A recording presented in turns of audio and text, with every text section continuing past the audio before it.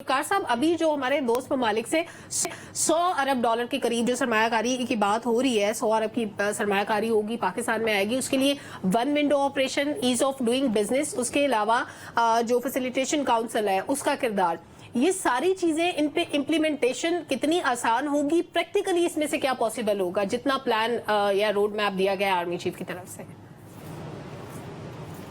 देखिए, जिन हालात में आसिम मुनीर साहब आर्मी चीफ बने और जो सूरत हाल उन्होंने उस वक्त फेस की, जो इंतशार उस वक्त मुल्क के अंदर था, और उसके बाद अब जो कुछ वो करने जा रहे हैं, जो कुछ कर रहे हैं, ये शौकिया तौर पे वो नहीं कर रहे। ये हालात पाकिस्तान के ऐसे उनको मिले कि पाकिस्तान के किसी पॉलिटिशियन के ऊपर, किसी सियासी पार्टी के सरबराह के ऊपर कोई शख्स इतबार करने को तैयार नहीं, पूरी दुनिया के अंदर कोई एक देला देने को तैयार नहीं। तो इन हालात के अंदर पाकिस्तान की स्टैब्लिशमेंट को बिलाशुबा इसकी रियलाइजेशन हुई कि अगर पाकिस्तान को इस वक्त ना संभाला, जो कि ये टाइटैनिक बिल्कुल डूबने की तरफ जा रहा है, और जिस तरह डॉक्टर साहब कहते होते हैं कि IMF के ICU के अंदर पाकिस्तान पड़ा हुआ है, तो अगर ये पाकिस्तान की फौज इसके लिए खड़ी नहीं होती तो हमारे पास सेकंड ऑप्शन ही कोई नहीं, फ्रैंकली स्पीकिंग। इसमें पाकिस्तान का गवर्नेंस के इश्यूज हैं, पाकिस्तान के जो बेसिक बुनियादी इश्यूज हैं, उनको एड्रेस करने का जो फैसला किया गया था, जिसकी मैं अक्सर बात करता हूं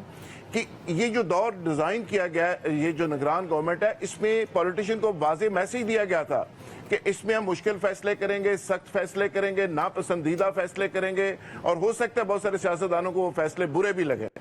आने वाले दिनों में कराची से आपको बड़ी बड़ी खबरें आना शुरू हो जाएंगी, और वहां पे कुछ फ्रंट मैनों की लिस्टें बन गई हैं, कुछ को स्टाफ लिस्ट के अंदर डाल दिया गया है, कुछ को डाल दिया जाएगा। जो सिंध का सिस्टम है उसको भी खत्म किया जा रहा है। सही। यहाँ पे अफगानियों की बात ऑलरेडी हो गई, बाकी बहुत सारे पॉइंट्स हमारे दोस्तों ने डिस्कस कर दिए। लेकिन जो बाहर से इन्वेस्टमेंट आ रही है सलमा, उसके हवाले से वन विंडो ऑपरेशन पे एक सख्त तरीन मॉनिटरिंग हो रही है, उसकी शफाफियत को यकीनी बनाया जा रहा है, और पाकिस्तान के अंदर जो माइन एंड मिनरल्स और पाकिस्तान का एग्रीकल्चर और जो बाकी ऐसे एरियाज हैं जहां से फंड्स को जनरेट किया जा सकता है, उस पर फोकस किया गया।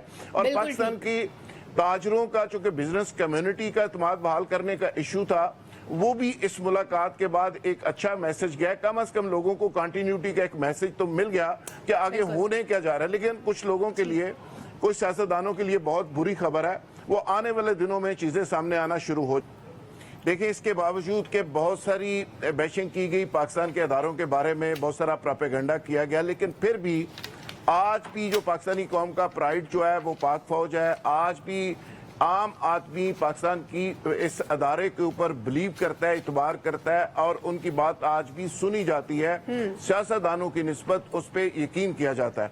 जब आर्मी चीफ ये बात करता है और फ्रंट फुट पे आके ये बात करता है, तो उसका मतलब ये होता है कि लोग समझते हैं कि इसका नतीजा कुछ बेहतर निकलेगा। इसलिए मैंने उस दिन कहा था कि मार्शल जब भी लगता है, मैं उसको सपोर्ट नहीं कर रहा, लेकिन उस वक्त कंटिन्यूटी एक होती है, उसका मैसेज होता है, तो पाकिस्तान टेक ऑफ कर जाता है, पाकिस्तान आगे बढ़ना शुरू हो जाता है। आज भी मैं समझता हूं कि ये जो मैसेज गया है, इसके असरात अच्छे निकलेंगे। लेकिन सवाल ये है, ये जमहूरियत का जो हुसन है इस मुल्क के अंदर, वो थोड़ा ज्यादा हो गया है। ये थर्ड वर्ल्ड कंट्रीज जो होते हैं, यहाँ पे अगर कंट्रोल्ड सिस्टम हो, थोड़ा सा निजाम को कंट्रोल करके आप लेके आगे चलें, तो फिर चीजें बेहतर हो जाती हैं। दूसरी, आसिम मुनीर साहब को जिस तरह के हालात मिले, जिस तरह का पाकिस्तान मिला, और उस हालात के मुताबिक ये रियलाइजेशन टॉप लेवल पे हुई है कि अगर अब नहीं तो कभी नहीं, आज अगर पाकिस्तान को ना संभाला गया तो आने वाले वक्त में फिर तारीख हमें माफ नहीं करेगी। तो पाकिस्तान का, मैं समझता हूं कि आसिम मुनीर साहब के ऊपर फर्ज भी है और कर्ज भी है कि वो कौम के एक बेटे हैं, और जिस डायरेक्शन की तरफ वो लेके चल निकले हैं,